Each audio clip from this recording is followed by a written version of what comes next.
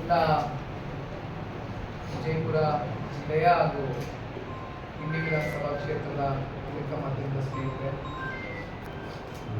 ಬಂದಿರುವಂಥ ಎಲ್ಲ ದೃಶ್ಯ ಮಾಧ್ಯಮ ಹಾಗೂ ಪತ್ರಿಕಾ ಮಾಧ್ಯಮದ ಮಿತ್ರರು, ಈಗಾಗಲೇ ಪಕ್ಷದ JDLP ನಾಯಕರು ಮಾನ್ಯ ಸುರೇಶ್ ಬಾಬಣ್ಣವರು, ಜೊತೆಯಲ್ಲಿ ಪಕ್ಷದ ಕೋರ್ ಕಮಿಟಿ ಸದಸ್ಯರಾಗಿರ್ತಕ್ಕಂಥ ಅಧ್ಯಕ್ಷರಾಗಿರ್ತಕ್ಕಂಥ ಕೃಷ್ಣಾರೆಡ್ಡಿ ಸರ್ ಇಬ್ಬರು ಕೂಡ ಮಾತನಾಡಿದ್ದಾರೆ. ಇವತ್ತು ಬೆಳಗ್ಗೆ ನಮ್ಮ ವಿಜಯಪುರ ಜಿಲ್ಲೆಯ ಇಂಡಿ ವಿಧಾನಸಭಾ ಕ್ಷೇತ್ರದ ಹಲವಾರು ಕೃಷಿ ಜಮೀನುಗಳಿಗೆ ಯಾವ ಒಂದು ಪರಿಸ್ಥಿತಿಯಲ್ಲಿ ಇವತ್ತು ರೈತರು ಬದುಕ್ತಾ ಇದ್ದಾರೆ ಅಂತಕ್ಕಂಥ ನೈಜ ಸತ್ಯವನ್ನ ಅರ್ಥಕೊಳ್ತಕ್ಕಂಥ ಒಂದು ಪ್ರಯತ್ನವನ್ನ ಇವತ್ತು ಜನತಾದಳ ಪಕ್ಷದ ಕಡೆಯಿಂದ ಆಗಬೇಕು ಅಂತಕ್ಕಂಥದ್ದು ಕೇಂದ್ರದ ಸಚಿವರು, ರಾಜ್ಯಾಧ್ಯಕ್ಷರು ಸನ್ಮಾನ್ಯ ಕುಮಾರಣ್ಣ ಅವರು ನಮ್ಮೆಲ್ಲರಿಗೂ ಕೂಡ ಒಂದು ಆದೇಶವನ್ನು ಹೊರಡಿಸಿದರು. ಈಗಾಗಲೇ ಕೃಷ್ಣಾರೆಡ್ಡಿ ಅವರು ಹೇಳಿದಂತೆ ಕಿತ್ತೂರು ಕರ್ನಾಟಕ, ಕಲ್ಯಾಣ ಕರ್ನಾಟಕ, ಮಧ್ಯ ಕರ್ನಾಟಕ, ಮಲೆನಾಡು, ಕರಾವಳಿ ಇರ್ಬೋದು, ಅದರಲ್ಲೂ ಹಳೆ ಮೈಸೂರು ಪ್ರಾಂತ್ಯದಲ್ಲೂ ಕೂಡ ಸಂಪೂರ್ಣವಾಗಿ ಇವತ್ತು ಈ ರಾಜ್ಯದಲ್ಲಿ ಮುಂಗಾರು ಇವತ್ತೇನು ಮಳೆ ಆಗಬೇಕಾಗಿತ್ತು, ಆದರೆ ಮಳೆ ಆಗದೇ ಇರತಕ್ಕಂಥ ಹಿನ್ನೆಲೆಯಲ್ಲಿ ರೈತರು ಇವತ್ತು ಅತ್ಯಂತ ತೀವ್ರವಾದಂಥ ಒಂದು ಸಂಕಷ್ಟವನ್ನು ಅನುಭವಿಸ್ತಾ ಇದ್ದಾರೆ. ಇಂಥ ಒಂದು ಸಂದರ್ಭದಲ್ಲಿ ಜನತಾದಳ ಪಕ್ಷ ಕಳೆದ ಬಾರಿಯೂ ಕೂಡ ತಮ್ಮೆಲ್ಲರಿಗೂ ಗೊತ್ತಿದೆ, ಅತಿವೃಷ್ಟಿಯಾದಂಥ ಸಂದರ್ಭದಲ್ಲಿ ಒಂದು ನಿಯೋಗ ಬಂದಿತ್ತು. ಒಂದು ರೈತರ ಹೊಲಗದ್ದೆಗಳಿಗೆ ಭೇಟಿಯನ್ನು ಕೊಟ್ಟು ಅವರ ಒಂದು ಬೆಳೆ ನಾಶ ಏನಾಗಿತ್ತು ಕಳೆದ ವರ್ಷ, ಅದ್ರ ಬಗ್ಗೆನೂ ಕೂಡ ಸರ್ಕಾರಕ್ಕೆ ಪರಿಹಾರವನ್ನು ಘೋಷಣೆ ಮಾಡಬೇಕು ಅಂತಕ್ಕಂಥ ಒತ್ತಡವನ್ನು ಮಾಡೋದಿತ್ತು. ಅದೇ ರೀತಿ ಈ ವರ್ಷ ಅನಾವೃಷ್ಟಿಯಾಗಿದೆ. ಒಟ್ಟಾರೆಯಾಗಿ ರೈತರು ವಿಜಯಪುರ ಜಿಲ್ಲೆಯಲ್ಲಿ ಸರಿಸುಮಾರು 75%ಗಿಂತ ಹೆಚ್ಚು ರೈತರು ಮಳೆಯನ್ನೇ ನಂಬಿಕೊಂಡು ಬದುಕನ್ನು ಕಟ್ಕೊಂಡಿರ್ತಕ್ಕಂಥವ್ರು ಏನಿದ್ದಾರೆ, ಅವ್ರಿಗೆ ಕಾಲಕ್ಕೆ ಮಳೆ ಆಗದೇ ಇರತಕ್ಕಂಥ ಹಿನ್ನೆಲೆಯಲ್ಲಿ ಅವರು ಅನುಭವಿಸ್ತಾ ಇರ್ತಕ್ಕಂಥ ಯಾತನೆಯನ್ನ ಇವತ್ತು ಕಣ್ಣಾರೆ ನೋಡಿದ್ದೇವೆ. ಹಾಗಾಗಿ ಒಂದು KSNMDC ಕಡೆಯಿಂದ ದತ್ತಾಂಶಗಳು ಒಂದು ವರದಿಯನ್ನು ಸರ್ಕಾರಕ್ಕೆ ಸಬ್ಮಿಟ್ ಮಾಡಿದ್ದಾರೆ. ಆ ವರದಿಯ ಒಂದು ಮಾಹಿತಿಯ ಪ್ರಕಾರ ಪ್ರತಿ ವರ್ಷ ವಾಡಿಕೆ ಮಳೆ 116 mm ಏನಾಗಬೇಕಾಗಿತ್ತು, ಕಳೆದ ವರ್ಷ ಅದು 89 mm ಕುಸಿತು. ಈ ವರ್ಷ ಅದು 70 mm ಕುಸಿತೋಗಿದೆ. ವಾಡಿಕೆ ಮಳೆ ಪ್ರತಿ ವರ್ಷ ಆಗಬೇಕಾಗಿರ್ತಕ್ಕಂಥದ್ದು ವರ್ಷವೂ ಕೂಡ ಕುಸಿತೋ ಬಂದಿದೆ. ಇವೆಲ್ಲವನ್ನ ನೋಡಿದಾಗ ಎಲ್ಲೋ ಒಂದು ಕಡೆ ರೈತರು ಕಂಗಾಲಾಗಿದ್ದಾರೆ. ಇವತ್ತು ನಾವೇನು ಸ್ಥಳ ಪರಿಶೀಲನೆಯನ್ನ ಮಾಡ್ತಕ್ಕಂಥದ್ದಕ್ಕೆ ರೈತರು ಹೊಲಗದ್ದೆಗಳಿಗೆ ಭೇಟಿ ಕೊಟ್ಟಾಗ ಇಲ್ಲಿ ಇವತ್ತು ಚೂರು ಕೂಡ ಇವತ್ತು ಹೊಲಗದ್ದೆಗಳಲ್ಲಿ ನೀರಿಲ್ಲ. ಅಂದರೆ ತೊಗರಿ ಬೆಳೀತಕ್ಕಂಥವ್ರು, ಹತ್ತಿ ಬೆಳೀತಕ್ಕಂಥವ್ರು, ಮೆಕ್ಕೆಜೋಳ ಬೆಳೀತಕ್ಕಂಥವ್ರು ಜಾಸ್ತಿ ಇರ್ತಕ್ಕಂಥ ಸಂಖ್ಯೆ ಇವತ್ತು ಇಂಡಿ ಅಂತ ಇದ್ದಂಗೆ ನಮಗೆ ನಿಂಬು ಬೆಳೆಗಾರರು ಕೂಡ ಬಹಳ ಅತಿ ಹೆಚ್ಚು ಇರ್ತಕ್ಕಂಥ ಒಂದು ವಿಧಾನಸಭಾ ಕ್ಷೇತ್ರ. ಒಟ್ಟಾರೆಯಾಗಿ ಇವತ್ತು ರೈತರಿಗೆ ಮಳೆ ಆಗದೇ ಇರ್ತಕ್ಕಂಥ ಹಿನ್ನೆಲೆಯಲ್ಲಿ ಅವರು ಅನುಭವಿಸ್ತಾ ಇರ್ತಕ್ಕಂಥ ಒಂದು ಯಾತನೆ ಏನಿದೆ, ಇದರ ಮಧ್ಯೆ ಇವತ್ತು ಸಾಲ, ಕಳೆದ ವರ್ಷದ ಸಾಲ ಹೆಚ್ಚು ಕಮ್ಮಿ 2,000 ಕೋಟಿಯಷ್ಟು ಸಾಲ ತಗೊಂಡಿದ್ದಾರೆ ವಾಣಿಜ್ಯ ಬ್ಯಾಂಕ್ಗಳಲ್ಲಿ, ಸಹಕಾರಿ ಬ್ಯಾಂಕ್ಗಳಲ್ಲಿ. ಸರಿಸುಮಾರು 2,40,000 ರೈತರು ಸಾಲ ಪಡ್ಕೊಂಡಿದ್ದಾರೆ. ಈ ವರ್ಷ ಅದೇ ರೀತಿ 27ರಿಂದ 28,000 ರೈತರು 250 ಕೋಟಿಯಷ್ಟು ಸಾಲ ತಗೊಂಡಿದ್ದಾರೆ. ಸಾಲ ಯಾಕೆ ತಗೊಂಡಿದ್ದಾರೆ? ಬಿತ್ತನೆ ಬೀಜ ತಗೊಳ್ತಕ್ಕಂಥದ್ದು, ಖರೀದಿ ಮಾಡ್ತಕ್ಕಂಥದ್ದಕ್ಕೆ, ಗೊಬ್ಬರ ಖರೀದಿ ಮಾಡ್ತಕ್ಕಂಥದ್ದಕ್ಕೆ ಸಾಲ ಪಡ್ಕೊಂಡಿದ್ದಾರೆ. ಇಲ್ಲಿ ನಾವು ಹೋಗಿ ಗಮನಿಸ್ತಂಥ ಸಂದರ್ಭದಲ್ಲಿ ಎಷ್ಟೋ ಜನ ಪಾಪ ರೈತರು ಮಳೆ ಬರುತ್ತೆ ಅಂತಕ್ಕಂಥ ಒಂದು ಆಶಾದಾಯಕವಾದಂಥ ಒಂದು ಭಾವನೆಯಿಂದ ಜೂನ್ ತಿಂಗಳಲ್ಲೇ ಮಳೆ ಪ್ರಾರಂಭ ಆಗಬೇಕಾಗಿತ್ತು. ಜುಲೈಗೆ ಬಂದುಬಿಟ್ಟಿದ್ದೀವಿ. ಹೆಚ್ಚು ಕಮ್ಮಿ 40-45 ದಿನ ಕಾಲ ಕಳೆದೋಗಿದೆ. ಆದರೆ ಮಳೆ ಬರುತ್ತೆ ಅಂತಕ್ಕಂಥ ಆಶಾದಾಯಕವಾದಂಥ ಒಂದು ಆಲೋಚನೆಯಲ್ಲಿ ಬಿತ್ತನೆಯನ್ನು ಹಾಕಿದ್ದಾರೆ. ಬಿತ್ತನೆ ಹಾಕಿರ್ತಕ್ಕಂಥ ಕೈಯಾರೆ ಹತ್ತಿಯನ್ನ ನಾವು ಕೈಗೆ ಎತ್ಕೊಂಡು ನೋಡಿದಾಗ ಒಂದು ಚೂರು ಕೂಡ ಯಾವ ಅಂಶ ಇಲ್ಲ, ಅಲ್ಲಿ ಸಂಪೂರ್ಣವಾಗಿ ಬರಡಾಗೋಗಿದೆ. ನೀರು ಅಂತಕ್ಕಂಥದ್ದು ಕಾಣಲಿಕ್ಕೆ ಸಾಧ್ಯವೇ ಇಲ್ಲ, ಅಂತ ಒಂದು ಪರಿಸ್ಥಿತಿ ಇದ್ದಾರೆ. ರೈತರು ಇವತ್ತು ಮತ್ತೆ ಸಾಲಗಾರರಾಗಿ ಬಡ್ಡಿಯನ್ನ ಇವತ್ತೇನು ಕಟ್ತಾ ಇದ್ದಾರೆ ವಾಣಿಜ್ಯ ಬ್ಯಾಂಕ್ಗೆ, ಸಹಕಾರಿ ಬ್ಯಾಂಕ್ಗೆ. ಇವತ್ತು ನಾನು ಸರ್ಕಾರಕ್ಕೆ ಒತ್ತಡ ಮಾಡ್ತಕ್ಕಂಥದ್ದು ಇಷ್ಟೇ, ಸರಿಸುಮಾರು 135 ತಾಲೂಕುಗಳಲ್ಲಿ ಇದು ನಾವು ಹೇಳ್ತಾ ಇರ್ತಕ್ಕಂಥ ವರದಿ ಅಲ್ಲ, ಇದು ಅಧಿಕೃತಗೊಳಿಸೋದಕ್ಕೆ ಯಾಕೆ ಇಷ್ಟು ತಡ ಮಾಡ್ತಾ ಇದ್ದಾರೆ ನನಗೆ ಗೊತ್ತಿಲ್ಲ. KSNFDC ಕಡೆಯಿಂದ ಬಂದಿರತಕ್ಕಂಥ ದತ್ತಾಂಶಗಳ ಪ್ರಕಾರವಾಗಿಯೇ ಮಾತನಾಡ್ತಾ ಇದ್ದೇನೆ. 135 ತಾಲೂಕುಗಳು ಬರಪೀಡಿತ ಪ್ರದೇಶಗಳು ತಾಲೂಕಾಗಿ ಹೊರಹೊಮ್ಮಿದೆ ಅಂತಕ್ಕಂಥದ್ದು ಅಧಿಕೃತವಾಗಿ ಈ ಕೂಡಲೇ ಆ ವರದಿ ಪ್ರಕಾರ ವರದಿ ಮೂಲಗಳು ಏನು ತಿಳಿಸ್ತಾ ಇದೆ. ಇದು ಸರ್ಕಾರ ಅಧಿಕೃತವಾಗಿ ಇದನ್ನ ಹೊರಗಾಕಬೇಕು. ಜೊತೆಯಲ್ಲಿ ಇವತ್ತು ಸಾಲದ ಹೊರೆ ಇವತ್ತು ರೈತರ ಹೆಗಲ ಮೇಲೆ ಮತ್ತೊಮ್ಮೆ ಏನು ಹೊತ್ಕೊಂಡಿದ್ದಾರೆ. ಇದನ್ನ ಮತ್ತೆ ಅವರ ಇವತ್ತು ಕೃಷಿ ಭೂಮಿಗಳನ್ನ ಅಡ ಇಟ್ಟೋ ಅಥವಾ ಮತ್ತಿತ್ಯಾವ ಯಾವ ತರ ಇವತ್ತು ಸಾಲ ತಗೊಂಡಿದ್ದಾರೆ, ಕೊನೆಗೆ ಅವ್ರ ಆಸ್ತಿಗಳ ಜಪ್ತಿ ಆಗಬಾರ್ದು. ಆ ರೀತಿ ಸರ್ಕಾರಗಳು ಕಟ್ಟುನಿಟ್ಟಿನ ಕ್ರಮವನ್ನು ತಗೊಂಡು ರೈತರ ಪರವಾಗಿ ನಿಲ್ಬೇಕಾಗಿರ್ತಕ್ಕಂಥದ್ದು ಅವ್ರ ಧರ್ಮ. ಜೊತೆಯಲ್ಲಿ ಇವತ್ತು ಗೋಶಾಲೆಗಳ ಬಗ್ಗೆ ಕೃಷ್ಣಾರೆಡ್ಡಿ ಸಾಹೇಬರು ಮಾತನಾಡ್ತಾ ಇದ್ರು, ರೈತರೆಲ್ಲ ಹೇಳ್ತಾ ಇದ್ರು ಒಂದೇ ಮಾತು, ಇವತ್ತು ಹಸಿರು ಮಾವು ಇವತ್ತು ರೈತರಿಗೆ ಸಿಗ್ಬೇಕಾಗಿತ್ತು. ಆ ಮಾವು ಸಿಗದೆ ಹೋಗಿರ್ತಕ್ಕಂಥ ಹಿನ್ನೆಲೆಯಲ್ಲಿ ಇವತ್ತು ನಮ್ಮ ಎತ್ತುಗಳೇನಿದೆ, ಎತ್ತುಗಳು, ಹಸ, ಕರ ಇವೆಲ್ಲವಕ್ಕೂ ಮೇವೇನ ಸಿಗ್ಬೇಕಾಗಿದೆ, ಸಿಕ್ಕಿಲ್ಲ. ಹಾಗಾಗಿ ಇವನ್ನ ಕಸಾಯಿಖಾನೆಗೆ ಹಾಕಿ ಅಲ್ಲಿಂದ ಒಂದಷ್ಟು ಬರ್ತಕ್ಕಂಥ ದುಡ್ಡನ್ನ ತಗೊಂಡು ಬರ್ತಕ್ಕಂಥ ಬಹುಶಃ ಮುಂದಿನ ದಿನಗಳಲ್ಲಿ ಇವು ಕೂಡ ಪ್ರಾರಂಭ ಆಗ್ತಕ್ಕಂಥದ್ದು ಕೂಡ ನಾವು ನೋಡ್ಬೋದು. ಹಾಗಾಗಿ ಇವೆಲ್ಲ ತಡೆಗಟ್ಟಬೇಕು ಅಂತಕ್ಕಂಥದ್ದಾದ್ರೆ ಮೇವು ಬ್ಯಾಂಕ್ಸ್ ಅನ್ನು ಕೂಡ ಅತಿ ಶೀಘ್ರದಲ್ಲೇ ಪ್ರಾರಂಭ ಮಾಡ್ತಕ್ಕಂಥದ್ದಾಗಬೇಕು. ಅಷ್ಟೇ ಅಲ್ಲ, ಗೋಶಾಲೆನೂ ಕೂಡ ಅಷ್ಟೇ ಅಲ್ಲ, ಇವತ್ತು ಕುಡಿಯೋ ನೀರಿನ ಅಭಾವ ಬಹುಶಃ ಇನ್ನು ಮುಂದೆ ನಮಗೆ ತಿಳಿತಾ ಹೋಗ್ತದೆ. ನಮ್ಮ ಅನಿಸಿಕೆ ಪ್ರಕಾರ ಮಾನ್ಯ ಬಾಬಣ್ಣ ಅವರು ಇಲ್ಲೇ ಕೂತಿದ್ದಾರೆ, ನಾವೆಲ್ಲರೂ ಒಪ್ಕೊಳ್ಬೇಕಾಗಿರ್ತಕ್ಕಂಥ ವಿಚಾರ, ಸರ್ಕಾರಕ್ಕೆ ಒತ್ತಾಯ ಮಾಡಬೇಕಾಗಿರ್ತಕ್ಕಂಥ ವಿಚಾರ, ಪಕ್ಷದ ವತಿಯಿಂದ ಕನಿಷ್ಠ ಪಕ್ಷ ಒಂದು ವಿಧಾನಸಭಾ ಕ್ಷೇತ್ರಕ್ಕೆ ಅಥವಾ ಒಂದು ತಾಲೂಕಿಗೆ 5 ಕೋಟಿ ಕುಡಿಯೋ ನೀರಿಗೆ ವಿಶೇಷವಾದಂಥ ಒಂದು ಪ್ಯಾಕೇಜ್ ಅನ್ನ ಘೋಷಣೆ ಮಾಡ್ತಕ್ಕಂಥದ್ದು ಕೂಡ ಸೂಕ್ತವಾದಂಥ ವಿಚಾರ. ಇವೆಲ್ಲವೂ ಕೂಡ ಮನಸ್ಸಲ್ಲಿ ಇಟ್ಕೊಂಡು ಸರ್ಕಾರ ರೈತರ ಪರವಾಗಿ ನಿಂತ್ಕೊಳ್ತಕ್ಕಂಥ ಕೆಲಸ ಆಗಬೇಕು. ಒಂದ್ ಕಡೆ ಮಾನ್ಯ ಬಾಬಣ್ಣ ಅವರು ಹೇಳಿದಂಗೆ ಈಗಾಗಲೇ ಹೊಸದಾಗಿ ನೂತನವಾಗಿ ಮುಖ್ಯಮಂತ್ರಿಗಳು ಆಯ್ಕೆ ಆಗಿದ್ದಾರೆ ನಮ್ಮ ಜಿಲ್ಲೆಯವರೇ. ನಾವು ಯಾರಿಗೆ ಆಗಲಿ ಒಂದು ಸ್ವಲ್ಪ ಸಮಯಾವಕಾಶ ಕೊಡಬೇಕು. ಆಡಳಿತದಲ್ಲಿ ಏರುಪೇರುಗಳು, ನಾವು ಲೋಪದೋಷಗಳಾದಂಥ ಸಂದರ್ಭದಲ್ಲಿ 1 ತಿಂಗಳು 2 ತಿಂಗಳು 3 ತಿಂಗಳು ಬಿಟ್ಟು ನಾವು ಮಾತನಾಡಬೇಕು ಅಂತಕ್ಕಂಥ ನಿರ್ಧಾರ ಮಾಡಿದ್ವಿ. ಯಾರಿಗಾದ್ರೂ ಒಂದು ಅವಕಾಶ ಕೊಡಬೇಕಾಗ್ತದೆ, ಸಮಯಾವಕಾಶ. ಆದರೆ ಇದ್ರ ಮಧ್ಯೆ ಏನಾಗಿದೆ, ಇಲ್ಲಿ ಯಾವ ಒಂದು ಕೃಷಿ ಮಂತ್ರಿ ಸಮರ್ಪಕವಾಗಿ ಕೆಲಸ ಮಾಡೋದಕ್ಕೆ ಆ ಸ್ಥಾನದಲ್ಲಿ ಕೂರ್ಬೇಕಾಗಿತ್ತು. ಇಲ್ಲಿವರೆಗೂ ಕೂಡ ಕ್ಯಾಬಿನೆಟ್ ಸಂಪೂರ್ಣವಾಗಿ ರಚನೆ ಆಗಿಲ್ಲ. ಅದನ್ನ ಕಾಲಹರಣ ಮಾಡಿಕೊಂಡು ಬಹುಶಃ ಕೇಂದ್ರದಲ್ಲಿರ್ತಕ್ಕಂಥ ಅವರ ನಾಯಕರು ರಾಹುಲ್ ಗಾಂಧಿ ಅವರು 18 ದಿನಗಳ ಕಾಲ ಏನೋ ವಿದೇಶ ಪ್ರವಾಸದಲ್ಲಿದ್ದಾರೆ ಅಂತಕ್ಕಂಥದ್ದು ಕೇಳ್ಬೇಕು. 6ನೇ ತಾರೀಕು ಬರ್ತಾರೆ ಅಂತ ಹೇಳಿದ್ರು, ನಿನ್ನೆ ಬಂದಿದ್ದಾರೆ ಅಂತ ನಮ್ಮ ರಾಜೇಟ್ ಅವ್ರು ನೋಡಿ ವರದಿ ಕಳಿಸ್ಕೊಂಡಿದ್ದಾರೆ. ಹಾಗಾಗಿ ಕ್ಯಾಬಿನೆಟ್ ಅದು ಯಾವಾಗ ರಚನೆ ಮಾಡ್ತಾರೋ ಅದು ದೇವರೇ ಬಲ್ಲ. ಇದ್ರ ಮಧ್ಯೆ ಏನಾಗಿದೆ, ಬರ ಬಂದಿರ್ತಕ್ಕಂಥ ಹಿನ್ನೆಲೆಯಲ್ಲಿ ಯಾರು ಕೂಡ ಇಲ್ಲಿ ಜಿಲ್ಲೆ ಉಸ್ತುವಾರಿ ಮಂತ್ರಿಗಳಿರ್ಬೋದು, ಇಲ್ಲಿರ್ತಕ್ಕಂಥ ಯಾರೇ ಶಾಸಕರುಗಳಿರ್ಬೋದು, ಬಂದು ರೈತರ ಹೊಲ ಗದ್ದೆಗಳಿಗೆ ತೆರಳಿ ಕನಿಷ್ಠ ಪಕ್ಷ ಒಂದು ಸಾಂತ್ವನವನ್ನ ಹೇಳಿ ಒಂದು ಧೈರ್ಯ ತುಂಬಿಸಿ ಬರ್ತಕ್ಕಂಥ ಪ್ರಯತ್ನವೂ ಕೂಡ ಸರ್ಕಾರದ ವತಿಯಿಂದ ಇಲ್ಲಿವರೆಗೂ ಮಾಡಿದ್ದಾರೆ ಯಾರು ಕೂಡ.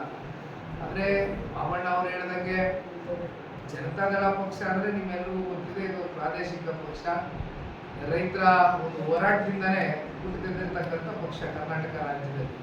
ಹಾಗಾಗಿ ನಮ್ದಾದಂಥ ಒಂದು ಬದ್ಧತೆಯನ್ನು ಇಟ್ಕೊಂಡಿದ್ದೀವಿ, ಕಾಳಜಿಯನ್ನು ಇಟ್ಕೊಂಡಿದ್ದೀವಿ ರೈತರ ಪರವಾಗಿ. ಆ ನಿಟ್ಟಿನಲ್ಲಿ ನಾವು ಇವತ್ತು ಕಿತ್ತೂರು ಕರ್ನಾಟಕದ ಈ ಒಂದು ಪ್ರವಾಸವನ್ನು ಕೈಗೆ ನೆಟ್ಕೊಂಡಿದ್ದೇವೆ. ಬಹುಶಃ ಸರ್ಕಾರಕ್ಕೆ ಮುಂದಿನ ದಿನಗಳಲ್ಲಿ ಅಧಿವೇಶನದ ಸಂದರ್ಭದಲ್ಲಿ, ಆಗಸ್ಟ್ ತಿಂಗಳಲ್ಲಿ ಅಧಿವೇಶನ ನಡೆಯುತ್ತೆ, ಇದು ಅಧಿಕೃತವಾಗಿ ದಿನಾಂಕ ಘೋಷಣೆ ಆಗಿಲ್ಲ. ರೈತರಿಗೆ ಈಗಾಗಲೇ ಹೇಳಿದ್ದೇವೆ, ಭರವಸೆಯನ್ನು ಕೊಟ್ಟಿದ್ದೇವೆ. JDLP ನಾಯಕರು ಮಾನ್ಯ ಬಾಬಣ್ಣ ಅವರು, ನಮ್ಮ ಪಕ್ಷದ ಈ ಭಾಗದ ಶಾಸಕರಾಗಿರ್ತಕ್ಕಂಥ ರಾಜುಗೌಡರು ಕೂಡ ನಮ್ಮ ಜೊತೆನಲ್ಲಿದ್ದಾರೆ. ಇವೆಲ್ಲರೂ ಸೇರಿ ಸದನದ ಒಳಗಡೆ ಸರ್ಕಾರಕ್ಕೆ ಇಲ್ಲಿರ್ತಕ್ಕಂಥ ನೈಜ ಸ್ಥಿತಿಗತಿಗಳೇನಿದೆ, ರೈತರ ಸಮಸ್ಯೆಗಳೇನಿದೆ, ಇದನ್ನ ಯಾವ ರೀತಿ ಬಗೆಹರಿಸ್ಬೋದು, ತಾತ್ಕಾಲಿಕವಾಗಾದ್ರೂ ಸರಿ ಒಂದು ಪರಿಹಾರವನ್ನು ಕಂಡುಕೊಳ್ತಕ್ಕಂಥದ್ದಕ್ಕೆ ನಾವೆಲ್ಲರೂ ಕೂಡ ಬಹಳ ಗಟ್ಟಿಯಾಗಿ ಒತ್ತಾಯ ಮಾಡ್ತಕ್ಕಂಥದ್ದು. ಎಕರೆಗೆ ಕನಿಷ್ಠ ಪಕ್ಷ 25,000 ರೂಪಾಯಿ ಪರಿಹಾರವನ್ನು ಘೋಷಣೆ ಮಾಡಬೇಕಾಗಿದೆ. ಕಾರಣ ಇಡೀ ರಾಜ್ಯದಲ್ಲಿ 70 ಲಕ್ಷ ಸಣ್ಣ ರೈತರು, ಅತಿ ಸಣ್ಣ ರೈತರು ಅಂತಕ್ಕಂಥ ಒಂದು ವರ್ಗ ಇದೆ. ಅದರಲ್ಲಿ 70 ಲಕ್ಷ ಜನ ರೈತರು ಬರ್ತಾರೆ. ಅಂಥವ್ರನ್ನ ಇವತ್ತು ಉಳಿಸ್ತಕ್ಕಂಥ ಕೆಲಸ ಮಾಡಬೇಕಾಗಿದೆ. ಕಾರಣ ಅವ್ರಿಗೆ ವ್ಯವಸಾಯ ಬಿಟ್ಟರೆ ಬೇರೆ ಇನ್ಯಾವುದೇ ರೀತಿಯಾದಂಥ ವ್ಯಾಪಾರ ಆಗಲಿ ವಹಿವಾಟುಗಳಾಗಲಿ ರೈತರು ಇಟ್ಕೊಂಡಿರ್ತಕ್ಕಂಥವ್ರಲ್ಲ. ಇವತ್ತು ಬಿತ್ತನೆ ಹಾಕೋದಕ್ಕೂ ನಾನು ಹೇಳಿದ್ದೀನಿ, ಸಾಲ ತಗೊಂಡು ಬಿತ್ತನೆ ಹಾಕಿದ್ದಾರೆ, ಮಳೆ ಬರುತ್ತೆ ಅಂತ ಆಶಾದಾಯಕವಾಗಿ ಬಿತ್ತನೆ ಹಾಕಿದ್ದಾರೆ. ಆದರೆ ಬಿತ್ತನೆ ಹಾಕಿರ್ತಕ್ಕಂಥದ್ದು ಕಣ್ಣಾರೆ ನಾವು ನೋಡಿದ್ದೇವೆ. ಹತ್ತಿ ಆಗಲಿ ಅಥವಾ ತೊಗರಿ ಆಗಲಿ ಇದು ಯಾವುದು ಕೂಡ ಇವತ್ತು ಬರುವಂತಕ್ಕಂಥದ್ದಕ್ಕಾಗೋದಿಲ್ಲ ಇವತ್ತಿರ್ತಕ್ಕಂಥ ಪರಿಸ್ಥಿತಿಯಲ್ಲಿ. ಹಾಗಾಗಿ ನಾವು ಸರ್ಕಾರಕ್ಕೆ ಭಾಳ ಗಟ್ಟಿತನದಿಂದ ಒತ್ತಾಯ ಮಾಡ್ತೀವಿ. ಇವತ್ತು ನಿಮಗೆ ಗೊತ್ತಿದೆ, ಇಲ್ಲಿರ್ತಕ್ಕಂಥ ಕೃಷ್ಣಾ ಕಣಿವೆಯ ಒಂದು ಪ್ರಮುಖವಾದಂಥ ನಮ್ಮ ಆಲ್ಮಟ್ಟಿ ಡ್ಯಾಮ್ ಇವತ್ತು ಅಲ್ಲಿ ಮಹಾರಾಷ್ಟ್ರ ಪಶ್ಚಿಮ ಘಟ್ಟದಿಂದ ಹರಿದು ಬಂದಿರತಕ್ಕಂಥ ಓವರ್ಫ್ಲೋ ಆಗಿರ್ತಕ್ಕಂಥ ನೀರೇನಿದೆ ಅದನ್ನಾದ್ರೂ ಕನಿಷ್ಠ ಪಕ್ಷ ಇವತ್ತು ಬಿಡ್ತಕ್ಕಂಥ ಕೆಲಸ ಮಾಡಬೇಕು. ಜೊತೆಯಲ್ಲಿ ಇಲ್ಲಿ ಒಂದು 10-15 ಹಳ್ಳಿಗಳು ನಮ್ಮ ಭೀಮಾ ನದಿಯ ವ್ಯಾಪ್ತಿಗೆ, ಇಲ್ಲಿ ನಮ್ಮ ಜಲಾಶಯ ಭೀಮಾ ನದಿಯ ಈ ವ್ಯಾಪ್ತಿಗೆ ಬರ್ತಕ್ಕಂಥ ಒಂದು 15-20 ಹಳ್ಳಿಗಳು ಕೇಳ್ತಾ ಇದ್ದೆ ನಾನು. ಅಲ್ಲೂ ಕೂಡ ಈಗ ಒಂದಷ್ಟು ಜಲಾಶಯದಿಂದ ನೀರನ್ನ ಬಿಡ್ತಕ್ಕಂಥ ಕೆಲಸವೂ ಕೂಡ ಆಗಬೇಕಾಗ್ತದೆ. ಹಾಗಾಗಿ ಒಂದು ಈ ಸಂದರ್ಭದಲ್ಲಿ ನಾವೆಲ್ಲ ಪ್ರಶ್ನೆ ಕೇಳಬಹುದು. ಮೊನ್ನೆ ಕುಮಾರಣ್ಣವರು ಕೇಂದ್ರದ ಸಚಿವರ ಜೊತೆ ಬಾಬಣ್ಣವರು ನಾವು ಕೃಷ್ಣರೆಡ್ಡಿ ಅವರೆಲ್ಲ ಮಾತಾಡಿದ್ದೀವಿ. ಮಹಾರಾಷ್ಟ್ರದ ಮುಖ್ಯಮಂತ್ರಿಗಳ ಜೊತೆ ಕೂತು ಏನಾದರೂ ಸೌಹಾರ್ದವಾದಂಥ ಒಂದು ಚರ್ಚೆಯನ್ನು ಮಾಡಿ ಭಾಗದ ರೈತರಿಗೆ ಆದರೂ ನೀರನ್ನ ಬಿಡ್ತಕ್ಕಂಥದ್ದಕ್ಕೆ ಹರಿಸ್ತಕ್ಕಂಥದ್ದು ಒಂದು ಪ್ರಯತ್ನ ಮಾಡಬೇಕು ಅಂತಕ್ಕಂಥದ್ದು ಕುಮಾರಣ್ಣ ಅವರ ತಲೆಯಲ್ಲಿ ಬಹಳ ಗಟ್ಟಿಯಾದಂಥ ಒಂದು ಆಲೋಚನೆ ಇದೆ. ಅದನ್ನು ಕೂಡ ನಿಮ್ಮ ಮುಂದೆ ಇಡಲಿಕ್ಕೆ ಬಯಸ್ತೇವೆ. ನಾಳೆ ದಿನ ಬಾಗಲಕೋಟೆಗೆ ಹೋಗ್ತಾ ಇದ್ದೇವೆ. ಬಾಗಲಕೋಟೆಯ ಬಾದಾಮಿ ತಾಲೂಕು ಕೂಡ ಭೇಟಿಯನ್ನು ಕೊಡ್ತಾ ಇದ್ದೇವೆ. ಅಲ್ಲಿಂದ ಕಲ್ಯಾಣ ಕರ್ನಾಟಕದ ಹಲವಾರು ಜಿಲ್ಲೆಗಳು, ಪ್ರಮುಖ ಜಿಲ್ಲೆಗಳು ಎಲ್ಲ ಕಡೆಯೂ ಕೂಡ ಹೋಗಿ ಬರ್ತಕ್ಕಂಥ ಒಂದು ಕೆಲಸ, ಒಂದು ನಿಯೋಗ ಈಗಾಗಲೇ ರಚನೆ ಆಗಿತ್ತು. ನಾಡಗೌಡರು ಬರಬೇಕಾಗಿತ್ತು, ಬಂಡಪ್ಪ ಕಾಶಪ್ಪರು ಅವರು ಬರಬೇಕಾಗಿತ್ತು. ಆದರೆ ಬೆಂಗಳೂರಲ್ಲಿದ್ದಾರೆ, ಬೇರೆ ಯಾವುದೋ ಕಾರ್ಯಕ್ರಮದ ಒತ್ತಡದಿಂದ ನಾಳೆ ಬಂದು ಅವರು ಬಾಗಲಕೋಟೆ ನಮ್ಮ ಜಾಯ್ನ್ ಆಗ್ತಾರೆ. ಸರ್, ಈಗ ಡಿ ಕೆ ಸರ್ಕಾರಕ್ಕೆ ಏನಾದರೂ ಡೆಡ್ಲೈನ್ ಕೊಡ್ತೀರಾ ಹೇಗೆ ಅಂತ? ಈಗ ಒಂದು ಮಾನ್ಯ ಮುಖ್ಯಮಂತ್ರಿಗಳು ಕಲ್ಯಾಣ ಕರ್ನಾಟಕದ ಪ್ರವಾಸ ಬಂದರು, ತಾವೇ ಎಲ್ಲ ನೋಡಿದ್ರಿ.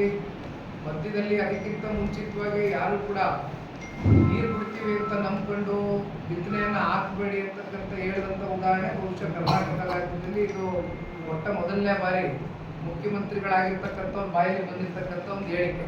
ಇದಕ್ಕೆ ಪರ್ಯಾಯವಾದಂಥ ವ್ಯವಸ್ಥೆಗಳು, ಮುನ್ನೆಚ್ಚರಿಕೆ ಕ್ರಮಗಳು ಯಾವ ರೀತಿ ವಹಿಸಬೇಕು ಅನ್ನೋದ್ರ ಬಗ್ಗೆ ಚರ್ಚೆ ಮಾಡಿದೆ. ಏಕಾಏಕಿ ನೀವು ಬಿತ್ತನೆ ಮಾಡಬೇಡಿ ಅಂತಕ್ಕಂಥದ್ದನ್ನ ರೈತರಿಗೆ ಹೇಳಿದಂಥ ಸಂದರ್ಭದಲ್ಲಿ ಇಲ್ಲೆಲ್ಲೋ ಕಲ್ಯಾಣ ಕರ್ನಾಟಕಕ್ಕೆ 2 ದಿನಗಳ ಕಾಲ ಪ್ರವಾಸ ಬಂದರು. ಆದರೆ ಆ ಪ್ರವಾಸದ ನಂತರ ಬಂದಿರತಕ್ಕಂಥ ಫಲಿತಾಂಶ ಏನು, ರೈತರಿಗೆ ಆಗ್ತಾ ಇರ್ತಕ್ಕಂಥ ಅನುಕೂಲತೆಗಳೇನು, ಇದ್ರ ಬಗ್ಗೆ ಮುಖ್ಯಮಂತ್ರಿಗಳು ಎಲ್ಲಿವರೆಗೂ ಕೂಡ ಎಲ್ಲೂ ಚರ್ಚೆ ಮಾಡಿಲ್ಲ. ಇದಕ್ಕೆ ನಾವು ಯಾವ ರೀತಿ ಪರಿಹಾರ ಮಾಡ್ತೀವಿ ಅಥವಾ ಯಾವಾಗ ಅಧಿಕೃತವಾಗಿ 135 ತಾಲೂಕುಗಳು ಬರಪೀಡಿತ ತಾಲೂಕುಗಳಾಗಿದೆ ಅಂತಕ್ಕಂಥದ್ದು ಘೋಷಣೆ ಮಾಡಬೇಕು ಅಂತಕ್ಕಂಥದ್ದು ಇನ್ನೂ ಲೆಕ್ಕಾಚಾರ ಮಾಡ್ಕೊಂಡು ಕೂತಿದ್ದಾರೆ. ಎಲ್ಲಿ ಮತ್ತೆ ನಮ್ಮ ಹೆಗಲ ಮೇಲೆ ಈ ಪರಿಹಾರದ ಮೊತ್ತವನ್ನು ಕಟ್ಟಿಸೋ ಒಂದು ಪ್ರಯತ್ನದಲ್ಲಿ ಇದ್ದಾರೋ ಅನ್ನೋದು ಬಹುಶಃ ಅವರ ಲೆಕ್ಕಾಚಾರ ಆಗಿದೆ. ಆದರೆ ನಾವು ಭಾಳ ಗಟ್ಟಿಯಾಗಿ ಮುಖ್ಯಮಂತ್ರಿಗಳಿಗೆ ಒತ್ತಾಯವನ್ನು ಮಾಡ್ತೇವೆ. ಈ ವಿಚಾರದಲ್ಲಿ ಒಂದು ಗಡುವನ್ನು ಕೂಡ ಕೊಡ್ತೇವೆ. ಏಕೆಂದರೆ ಈಗಾಗಲೇ ಜೂನ್ ತಿಂಗಳು ಮಳೆ ಬರಬೇಕಾಗಿತ್ತು, ಜುಲೈ ತಿಂಗಳಿಗೆ ಬಂದುಬಿಟ್ಟಿದ್ದೀವಿ. ಮಳೆ ಬರ್ತಕ್ಕಂಥ ಲಕ್ಷಣಗಳು, ವಾತಾವರಣಗಳು ಬಹುಶಃ ನಾವೆಲ್ಲವೂ ಕೂಡ ನಂಬಿಕೆ ಕಳ್ಕೊಂಡ್ಬಿಟ್ಟಿದ್ದೀವಿ. ಈ ಸಲ ಪ್ರಕೃತಿ ಒಂದು ರೀತಿ ವಿಕೋಪಕ್ಕೂ ಒಳಗಾಗಿದೆ. ಮತ್ತೆ ರೈತರು ಸಂಕಷ್ಟದಲ್ಲಿ ತತ್ತರಿಸುವಾಗಿದ್ದಾರೆ. ಇಂಥ ಸಂದರ್ಭದಲ್ಲಿ ರಾಜ್ಯ ಸರ್ಕಾರ ಇರ್ಬೋದು, ರಾಜ್ಯದ ಮುಖ್ಯಮಂತ್ರಿಗಳಿರ್ಬೋದು, ಅತಿ ಹೆಚ್ಚು ಸ್ಥಾನವನ್ನು ಪಡ್ಕೊಂಡಿರ್ತಕ್ಕಂಥ ಕಾಂಗ್ರೆಸ್ ಸರ್ಕಾರ ಇವತ್ತು ಆಡಳಿತದಲ್ಲಿದೆ. ಇಂಥ ಸಂದರ್ಭದಲ್ಲಿ ರೈತರ ಜೊತೆ ನಿಲ್ಲದೆ ಹೋದರೆ ಮತ್ತೆ ಇನ್ಯಾವ ಸಂದರ್ಭದಲ್ಲಿ ಅವರು ರೈತರ ಜೊತೆ ನಿಲ್ತಾರೆ? ಒಂದು, ಇಲ್ಲಿ ಬಡ್ಡಿಯನ್ನು ಮನ್ನಾ ಮಾಡಬೇಕು, ಸಾಲವನ್ನು ಮನ್ನಾ ಮಾಡಬೇಕು ಅಂತಕ್ಕಂಥದ್ದು ಬಹಳ ಗಟ್ಟಿಯಾಗಿ ಹೇಳ್ತೀವಿ. ಪರಿಹಾರ ಘೋಷಣೆ ಮಾಡಿ. ಸರ್, ಈಗ ಬಿಡದಿ ಪರಿಸ್ಥಿತಿ ನೋಡಿದ್ರೆ ರೈತರ ಪರಿಸ್ಥಿತಿ ಹಂಗಾಗಿದೆ. ಇಲ್ಲಿ ಉತ್ತರ ಕರ್ನಾಟಕ ಭಾಗದಲ್ಲಿ ನೋಡ್ತಾ ಹೋದರೆ ರೈತರ ಪರಿಸ್ಥಿತಿ ಹಿಂಗಿದೆ. ಸೊ ಒಟ್ಟಾರೆಗೆ ಸರ್ಕಾರಕ್ಕೆ ಯಾವ ರೀತಿಯಾಗಿ ಅಥವಾ ಏನಾದರೂ ಮುಂದಿನ ದಿನಗಳಲ್ಲಿ ಪ್ರತಿಭಟನೆ ಆಗುತ್ತಾ ಅಥವಾ ಹೇಗೆ ಬರೀ ಒತ್ತಾಯಗಳು ಆಗುತ್ತಾ? ವರ್ಷದ ಕಾಂಗ್ರೆಸ್ ಪಕ್ಷದ ಆಡಳಿತದಲ್ಲಿ ಹೆಚ್ಚು ಕಮ್ಮಿ 3,000ಕ್ಕೂ ಹೆಚ್ಚು ಜನ ರೈತಾಪಿ ವರ್ಗ ಆತ್ಮಹತ್ಯೆಗೆ ಶರಣಾಗಿದ್ದಾರೆ. ಆದರೆ ಇಲ್ಲಿವರೆಗೂ ಯಾತಕ್ಕೆ ಆತ್ಮಹತ್ಯೆಗೆ ಶರಣಾಗಿದ್ದಾರೆ ರೈತರು, ಅದನ್ನು ಯಾವ ರೀತಿ ತಡೆಗಟ್ಟಬಹುದು ಅಂತಕ್ಕಂಥದ್ದಕ್ಕೆ ಯಾವುದೇ ರೀತಿಯಾದಂಥ ಕಾರ್ಯಕ್ರಮಗಳು, ಆಲೋಚನೆಗಳು ಇವತ್ತು ತಲೆನಲ್ಲಿ ಇಟ್ಕೊಂಡಿಲ್ಲ. ನೀವು ಬಿಡದಿ ವಿಚಾರ ಮಾತನಾಡೋದಾದ್ರೆ ಬಹುಶಃ ಈ ಈಗ ನಾನು ಒಂದಷ್ಟು ವರದಿಗಳು ತರಿಸ್ಕೊಂಡೆ. ನಿನ್ನೆ ನಡೆದಿರ್ತಕ್ಕಂಥ ಘಟನೆ ಇವತ್ತು ರಾಜ್ಯದಲ್ಲಿ ಎಲ್ಲ ಕಡೆ ಕೂಡ ಬಹಳ ದೊಡ್ಡ ಮಟ್ಟದಲ್ಲಿ ಚರ್ಚೆ ಗ್ರಾಸ ಆಗಿದೆ, ಸುದ್ದಿ ಆಗಿದೆ. ಇಲ್ಲಿ ನಾನು ಹೇಳುವಂಥದ್ದು ಇಷ್ಟೇ, ನಿನ್ನೆ ದಿನ ಆದಂಥ ಬಿಡದಿಯ ಒಂದು ಪ್ರಕರಣ ಏನಿದೆ, ರೈತರನ್ನ ಆಕ್ರೋಶ ಭರಿತವಾಗಿ ಎತ್ಕಟ್ಟಿ ಒಕ್ಕಲೆಬ್ಸಿ ಸರ್ಕಾರ ಅಲ್ಲೆಲ್ಲೋ ಅಧಿಕಾರಿಗಳನ್ನ JMC ಮಾಡ್ತಕ್ಕಂಥದ್ದಕ್ಕೆ ಮುಂದಿಟ್ಕೊಂಡು ನಿನ್ನೆ ತರಾತುರಿಲಿ ಅಂತ ಕಳಿಸಿದ್ರು. ಆ ಸಂದರ್ಭದಲ್ಲಿ ಘಟನೆ ಏನಾಗಿದೆ ನೀವು ನೋಡಿದ್ದೀರಿ. ಏನ್ ರೈತರು ಕಾನೂನನ್ನು ಕೈಗೆ ಎತ್ಕೋಬೇಕು ಅಂತಕ್ಕಂಥದ್ದು ಉದ್ದೇಶಪೂರ್ವಕವಾಗಿ ಎತ್ಕೊಂಡಿರ್ತಕ್ಕಂಥದ್ದಲ್ಲ. ಇಲ್ಲಿ ರೈತರ ಕನ್ಸೆಂಟ್ ಇಲ್ದಿರ, ರೈತರ ಒಪ್ಪಿಗೆ ಪಡಿದಿರಾ, ಸರ್ಕಾರ ಅಲ್ಲೆಲ್ಲೋ AC ರೂಮ್ ಅಂತ ಇಟ್ಕೊಂಡು 80% ಜನ ರೈತರು ಒಪ್ಪಿಗೆ ಕೊಟ್ಟುಬಿಟ್ಟಿದ್ದಾರೆ ಅಂತಕ್ಕಂಥದ್ದು ಹೇಳಿದಾಗ ಫಲವತ್ತಾದಂತ ತಮ್ಮ ಪಿತ್ರಾರ್ಜಿತ ಆಸ್ತಿಯನ್ನು ಉಳಿಸ್ಕೊಳ್ತಕ್ಕಂಥದ್ದಕ್ಕೆ ನಿನ್ನೆ ಅತ್ಯಂತ ಭಾವನಾತ್ಮಕವಾಗಿ ಇವತ್ತು ರೈತರು ಬೀದಿಗಿಳಿಬೇಕಾದಂತ ಪರಿಸ್ಥಿತಿ ನೋಡಿದ್ದೀರಿ. ಸುಮಾರು 490 ದಿನಕ್ಕೂ ಹೆಚ್ಚು ದಿನಗಳು ರೈತ ಮಹಿಳೆಯರು, ಹಿರಿಯರು, ವಯಸ್ಸು ಲೆಕ್ಕಾಚಾರ ನೋಡಿದೀರಾ, ಮಹಿಳೆಯರು, ಚಿಕ್ಕ ಚಿಕ್ಕ ಮಕ್ಕಳುಗಳು ಇವತ್ತು ಬೀದಿ ಕೂತಿದ್ದಾರೆ. ಆದ್ರೆ ಸರ್ಕಾರ ಇಲ್ಲಿವರೆಗೂ ತಿರುಗಿ ನೋಡಿಲ್ಲ. ಅದಾದ ನಂತರ ಇವತ್ತು ಬೆಳಗ್ಗೆ 10 ಜನದ ಮೇಲೆ ಅಧಿಕೃತವಾಗಿ 10 ಜನದ ಮೇಲೆ FIR ದಾಖಲೆ ಮಾಡಿದ್ದಾರೆ. 307 ಅವ್ರ ಮೇಲೆ ಏರಿದ್ದಾರೆ. ಅದರಲ್ಲಿ 5 ಜನ ಮಹಿಳೆಯರ ಮೇಲೆ FIR ಮಾಡಿದ್ದಾರೆ. ಸರ್ಕಾರ ಏನ್ ಸಂದೇಶ ಕೊಡಕ್ಕೆ ಹೋಗ್ತಾ ಇದೆ ಅಂತಕ್ಕಂಥದ್ದು ಇವತ್ತು ಸರ್ಕಾರ ಉತ್ತರ ಕೊಡಬೇಕಾಗ್ತದೆ. ಯಾಕೆಂದ್ರೆ ಇವತ್ತು ನೀವು ರೈತರ ಬಗ್ಗೆ ನನ್ನ ಪ್ರಶ್ನೆ ಕೇಳಿದ್ರಿ. ಇವ್ರನ್ನೆಲ್ಲ ಕೂಡಿಸ್ಕೊಂಡು ಒಂದು ಸೌಜನ್ಯತೆಗೆ ಒಬ್ಬ ಮುಖ್ಯಮಂತ್ರಿ ಆದವರು, ಯಾಕೆಂದ್ರೆ ಅವರ ಸ್ವಂತ ತವರು ಜಿಲ್ಲೆ ಅದು. ಅಲ್ಲಿ 4 ವಿಧಾನಸಭಾ ಕ್ಷೇತ್ರಕ್ಕೆ 4 ಜನರು ಕೂಡ ಇವಾಗ ಶಾಸಕ ಸ್ಥಾನ ಕೊಟ್ಟಿದ್ದಾರೆ ಇರ್ತಕ್ಕಂಥ ಜಿಲ್ಲೆ ಜನ. ಆದ್ರೆ ಅವ್ರ ಸೌಜನ್ಯಕ್ಕಾದ್ರೂ ಅವ್ರನ್ನ ಕರೆದು ಇಲ್ಲಿವರೆಗೂ ಭೇಟಿ ಮಾಡ್ತಕ್ಕಂಥ ಪ್ರಯತ್ನ ಆಗಿಲ್ಲ. ಬದಲಾಗಿ ಅವ್ರಿಗೆ ಬೇಕಾದಂತ ಒಂದಷ್ಟು ಜನ ಕರ್ಸ್ಕೊಂಡು ಈ ತರ ರೈತರ ಸಾಲ ಹಾಕೊಂಡು ಕೂರಿಸ್ಕೊಂಡು ರೈತರ ಜೊತೆ ನಾನು ಒಂದು ಸಂವಾದ ಮಾಡಿದ್ದೀನಿ, ಅವ್ರ ಒಪ್ಪಿಗೆ ತಗೊಂಡಿದ್ದೀನಿ ಅಂತ ಒಂದು ಬಿಂಬಿಸಿದ್ರು ಹೊರತುಪಡಿಸಿ ಯಾವ ರೈತರ ಜೊತೆ ಅಲ್ಲಿರ್ತಕ್ಕಂಥ ನಿಜವಾದ ರೈತರ ಜೊತೆ ಸರ್ಕಾರ ಆಗಲಿ ಮುಖ್ಯಮಂತ್ರಿಗಳಾಗಲಿ ಕೂತು ಚರ್ಚೆ ಮಾಡ್ತಕ್ಕಂಥ ಒಂದು ಸೌಹಾರ್ದಯುತವಾದಂಥ ವಾತಾವರಣ ಸೃಷ್ಟಿ ಮಾಡಿಲ್ಲ. ಹಾಗಾಗಿ ನಿನ್ನೆ ದಿನ ಈ ಪ್ರಕರಣ ಆಗಿದೆ. ಆದರೆ ಒಂದು ಬಿಡದಿ ಭಾಗದ ರೈತರಿಗೆ ನಾನು ಇಲ್ಲಿಂದಲೇ ಸಂದೇಶ ಕೊಡ್ಲಿಕ್ಕೆ ಬಯಸ್ತೇನೆ. ನಾವೀಗಾಗಲೇ ಮೊದಲನೇ ದಿನದಿಂದಲೂ, ಯಾಕೆಂದ್ರೆ ಇವೆಲ್ಲ ಮುನ್ನೆಲೆ ಬಂದಿರತಕ್ಕಂಥದ್ದು ಒಂದು ತಿಂಗಳಿಂದ ಬಹಳ ಜನ ಸಂಘಟನೆಗಳು ಎಲ್ಲ ಒಂದು ಸ್ವಲ್ಪ TV ಮಾಧ್ಯಮದಲ್ಲಿ, ಆ ಪತ್ರಿಕಾ ಮಾಧ್ಯಮದಲ್ಲಿ ಯಾವಾಗ ಪ್ರಚಾರ ಆಯಿತು ಆಗ ಬಹಳ ಜನ ಸ್ವಇಚ್ಛೆಯಿಂದ ಸೋಷಿಯಲ್ ಮೀಡಿಯಾಗಳಲ್ಲಿ ಬೇರೆ ಬೇರೆ ಮೀಡಿಯಾ ಪ್ಲಾಟ್ಫಾರ್ಮ್ಸ್ ಅಲ್ಲೆಲ್ಲ ಇದು ವಿಡಿಯೋ ಮಾಡಿ ಹಾಕಿದ್ರು. ಆದರೆ ಮೊದಲನೇ ದಿನದಿಂದ ಅವ್ರ ಹೋರಾಟದಲ್ಲಿ ಜನತಾದಳ ಪಕ್ಷ ಗಟ್ಟಿಯಾಗಿ ನಿಂತ್ಕೊಂಡಿದೆ. ಆಮೇಲೆ ನಾವು ಯಾವುದೇ ಅಭಿವೃದ್ಧಿಯ ವಿರೋಧಿಗಳಲ್ಲ. ಈಗ ಆರ್ಟಿಫಿಷಿಯಲ್ ಇಂಟೆಲಿಜೆನ್ಸು ಅಥವಾ ಸ್ಮಾರ್ಟ್ ಸಿಟಿನೋ ನಾವೇನೋ ಮಾಡ್ತೀವಿ ಅಂತಕ್ಕಂಥದ್ದು ಏನು ಸರ್ಕಾರ ಹೇಳುತ್ತೆ, ಇವತ್ತು KIDB ಕಡೆಯಿಂದ ಹೆಚ್ಚು ಕಮ್ಮಿ 1.5 ಲಕ್ಷ ಎಕರೆಗೂ ಅಧಿಕ ಜಮೀನು ಇವತ್ತು KIDB ಅಕ್ವಿಷನ್ ಮಾಡ್ಕೊಂಡಿದ್ದಾರೆ. ಅದು ನಮ್ಮ ಕಲ್ಯಾಣ ಕರ್ನಾಟಕ ಇರ್ಬೋದು, ಇಲ್ಲಿ ನಿಮ್ಮ ಕಿತ್ತೂರು ಕರ್ನಾಟಕ ಇರ್ಬೋದು, ಎಲ್ಲ ಭಾಗಗಳಲ್ಲೂ ಅಕ್ವಿಷನ್ ಆಗಿದೆ. ಇಲ್ಲಿ ಜನ ಇವತ್ತು ಗುಳೆ ಹೋಗ್ತಾ ಇದ್ದಾರೆ. ಒಂದಷ್ಟು ಜನ ಹೈದರಾಬಾದ್ಗೆ ಹೋಗ್ತಾರೆ, ಒಂದಷ್ಟು ಜನ ಬಾಂಬೆಗೆ ಹೋಗ್ತಾರೆ. ಗುಳೆ ಹೋಗ್ತಕ್ಕಂಥ ಯುವಕರನ್ನ ಯಾಕೆ ನೀವು ಇಲ್ಲಿ KIDB ಅಕ್ವಿಷನ್ ಆಗಿರ್ತಕ್ಕಂಥ ಜಾಗದಲ್ಲಿ ಇಂಡಸ್ಟ್ರಿಗಳನ್ನ ಯಾಕೆ ತಗೊಂಡು ಸ್ಥಾಪನೆ ಮಾಡೋಕ್ಕಾಗ್ತಾ ಇಲ್ಲ? AI ಸಿಟಿ ಅಂತಕ್ಕಂಥದ್ದು, ಸ್ಮಾರ್ಟ್ ಸಿಟಿ ಅಂತಕ್ಕಂಥದ್ದು ಫಲವತ್ತಾದಂಥ ಜಮೀನಲ್ಲೇ ಮಾಡ್ಬೇಕಾ? ಕೃಷಿಗೆ ಯೋಗ್ಯ ಇಲ್ಲದೆ ಇರ್ತಕ್ಕಂಥ ಭೂಮಿ ಅಂತಕ್ಕಂಥದ್ದನ್ನ ನೀವು ಅದನ್ನ ಗಮನಿಸಿ. ಅಂತ ಕಡೆ ಇವತ್ತು ಯಾವ ಸಿಟಿ ಬೇಕಾದ್ರೂ ಕಟ್ಬೋದು, ನಮ್ದೇನು ಆಕ್ಷೇಪಣೆ ಇಲ್ಲ, ನಾವೇನು ಅಬ್ಜೆಕ್ಷನ್ ಮಾಡೋದಿಲ್ಲ. ಆದ್ರೆ ಅಲ್ಲಿ ಇರ್ತಕ್ಕಂಥ ಪರಿಸ್ಥಿತಿ, ನಾನು ಪಾದಯಾತ್ರೆ ಮಾಡಿ ಬಂದಿರೋನು 26 ಗ್ರಾಮದಲ್ಲೂ ಹೋಗಿದ್ದೀನಿ. ಅಲ್ಲಿ ಹೋದಾಗ ಸಣ್ಣ ರೈತರು, ಅತಿ ಸಣ್ಣ ರೈತರು ಅಂತಕ್ಕಂಥ ಒಂದು ಕೆಟಗರಿ ಇದೆ. ಅದು ಬಹುತೇಕ ದೊಡ್ಡ ಮಟ್ಟದಲ್ಲಿ ಇರ್ತಕ್ಕಂಥ ಕೆಟಗರಿ. ಇವರು ಹೈನುಗಾರಿಕೆ ಮಾಡ್ಕೊಂಡು, ಹಸು ಸಾಕೊಂಡು, ಸ್ವಂತ ಜಮೀನಿಲ್ಲ ಅಂತ ಹೇಳಿದ್ರು ಗುತ್ತಿಗೆಗೆ ಜಮೀನು ತಗೊಂಡು ಅಲ್ಲಿ ಎಕ್ಸ್ಪೆನ್ಸ್ ಕಟ್ಔಟ್ ಮಾಡಿ ಕೊನೆಗೆ ಬರ್ತಕ್ಕಂಥ ಆದಾಯದಲ್ಲಿ ಅವರ ಜೀವನೋಪಾಯ ಕಟ್ಕೊಂಡಿದ್ದಾರೆ. ಅಲ್ಲಿ ಇರ್ತಕ್ಕಂಥ ರೈತರು ಬದುಕು ಕಟ್ಕೊಂಡಿದ್ದಾರೆ. ಹೀಗಾಗಿ ಅವರ ಬದುಕಿನ ಜೊತೆ ಚಲ್ಲಾಟ ಆಡ್ತಕ್ಕಂಥದ್ದು, ಎದೆ ಮೇಲೆ ಮರಣಶಾಸನವನ್ನು ಬರೀತಕ್ಕಂಥ ಈ ರಾಜ್ಯ ಸರ್ಕಾರ ಏನಾದರೂ ಕಿಂಚಿತ್ತು ಮಾನ ಮರ್ಯಾದೆ ಗೌರವ ಅಂತಕ್ಕಂಥದ್ದಿದ್ರೆ ತತ್ಕ್ಷಣ ಇವತ್ತು ನಿನ್ನೆ ಅವ್ರು ನೆಟ್ಕೊಂಡಿರ್ತಕ್ಕಂಥ ರೀತಿಗೆ ಪುಷ್ಟಿ ಕೊಡುವಂತೆ ಇವತ್ತು FIR ಹೆಣ್ಣು ಮಕ್ಕಳ ಮೇಲೆ, ಮುಗ್ಧ ಹೆಣ್ಣು ಮಕ್ಕಳ ಮೇಲೆ ರೈತ ಮಹಿಳೆಯರನ್ನ ದಾಖಲೆ ಮಾಡಿದ್ದಾರೆ. ಒಂದು ಪಕ್ಷದ ಕಡೆಯಿಂದ ಬಹಳ ಗಟ್ಟಿಯಾಗಿ ಬಿಡದಿ ವಿಚಾರದಲ್ಲಿ ಗಟ್ಟಿ ನಿಲುವನ್ನು ವ್ಯಕ್ತಪಡಿಸಲಿಕ್ಕೆ ಇಷ್ಟಪಡ್ತಾರೆ.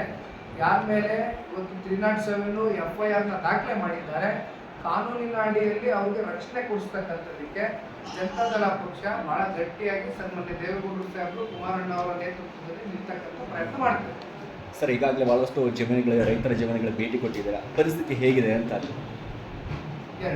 ರೈತರ ಜಮೀನುಗಳಿಗೆ ಭೇಟಿ ಕೊಟ್ಟಿದ್ದೀರಾ, ಬರಗಾಲ ಪೀಡಿತ ಪ್ರದೇಶಕ್ಕೆ ಬಂದಿದ್ದೀರಾ, ಹೇಗಿದೆ ಜಮೀನುಗಳ ಪರಿಸ್ಥಿತಿ ಹೇಗಿದೆ? ರೈತರ ಜೊತೆ ಏನು ಪರಿಸ್ಥಿತಿ ಬಹಳ ಚಿಂತಾಜನಕವಾಗಿದೆ.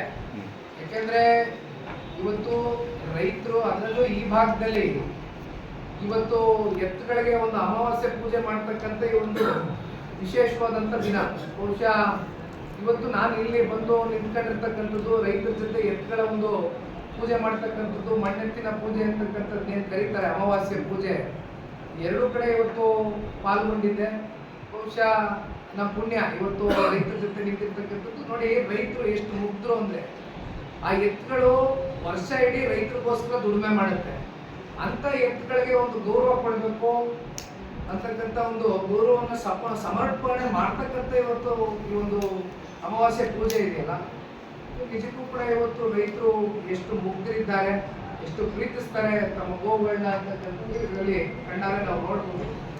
ಒಂದು ಸಂದರ್ಭದಲ್ಲಿ ಮಳೆ ಬೆಳೆ ಚೆನ್ನಾಗಿ ಪ್ರತಿ ವರ್ಷವೂ ಕೂಡ ರೈತರಿಗೆ ಅನುಕೂಲ ಆಗಲಿ ಅಂತಕ್ಕಂಥದ್ದು ಭಗವಂತನಲ್ಲಿ ನಾವು ಪ್ರಾರ್ಥನೆ ಮಾಡ್ಬೋದು. ಆದರೆ ಇವತ್ತಿನ ಪರಿಸ್ಥಿತಿಯಲ್ಲಿ ಅವ್ರನ್ನ ಹೊರಗಡೆ ತಗೊಬರ್ಬೇಕು ಅಂದರೆ ಸರ್ಕಾರ ಭಾಳ ಗಟ್ಟಿಯಾದಂಥ ನಿಲುವನ್ನು ಪ್ರಕಟಿಸಬೇಕಾಗ್ತದೆ ರೈತರು ಕೊಡುವಾಗ. ಅದನ್ನು ನಾವು ಭಾಳ ಗಂಭೀರವಾಗಿ ಆಧರಿಸ್ತೀವಿ.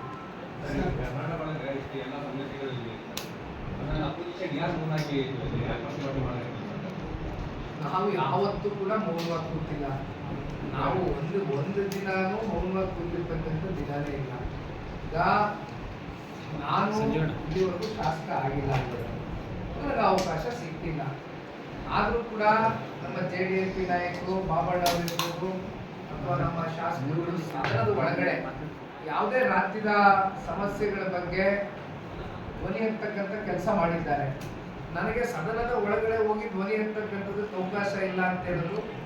ಬೀದಿಯಲ್ಲಿ ಧ್ವನಿ ಎತ್ತಕ್ಕಂಥ ಕೆಲಸ ಜನರ ಪರವಾಗಿ ನಿರಂತರವಾಗಿ ಮಾಡ್ಕೊಂಬಂದಿದ್ದೇನೆ. ಜನ ವಿರೋಧಿ ನೀತಿಗಳು, ರೈತ ವಿರೋಧಿ ನೀತಿಗಳು, ಇವೆಲ್ಲ ಪ್ರತಿನಿತ್ಯದ ಈ ಕಾಂಗ್ರೆಸ್ ಸರ್ಕಾರದ ಕೆಲವೊಂದಷ್ಟು ನೀತಿಗಳು ಇವತ್ತು ಏನು ನಮ್ಮ ಮೇಲೆ ಹೆಗಲ ಮೇಲೆ ಕಟ್ಟಿದ್ದಾರೆ. ವಿರುದ್ಧವಾಗಿ ನಿರಂತರವಾದಂಥ ಹೋರಾಟ ಮಾಡ್ತಾ ಇದ್ದೇವೆ. ಬಹುಶಃ ಇನ್ನೊಂದು 2 ವರ್ಷಗಳ ಕಾಲ ಸಂಘಟನೆ ಮತ್ತು ಸಂಘರ್ಷ ಎರಡಕ್ಕೂ ಕೂಡ ತಯಾರಾಗಿ ನುಗ್ತೇವೆ. ಈಗ ನೀವು ಬರಗಾಲ ವೀಕ್ಷಣೆ